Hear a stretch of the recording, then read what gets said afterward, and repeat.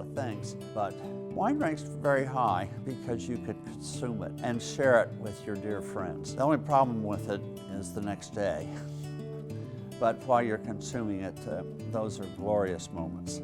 I have over 43,000 bottles, and I once did the calculation of how long I'd have to live to drink all those 43,000 bottles. And I'm afraid I'm not going to live that long. I'd have to have a wine party every day for the rest of my life. And so I looked at it and said, what I should do is cut my cellar back.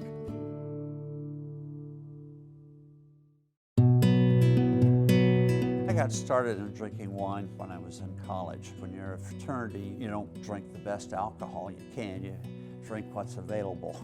After about 2 or 3 years, I couldn't stand alcohol.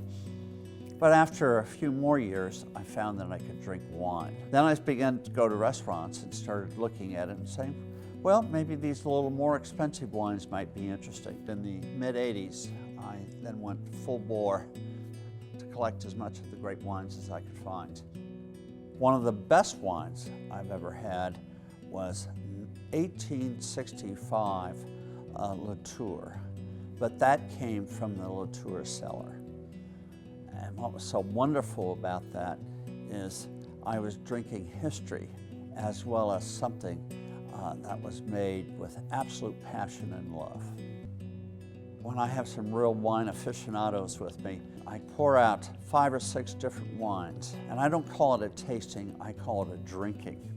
So you could really enjoy it. Tasting wines is like beauty. It's in the eyes of the beholder, or it's in the taste of the beholder. You know, what tastes wonderful to you may not taste wonderful for me.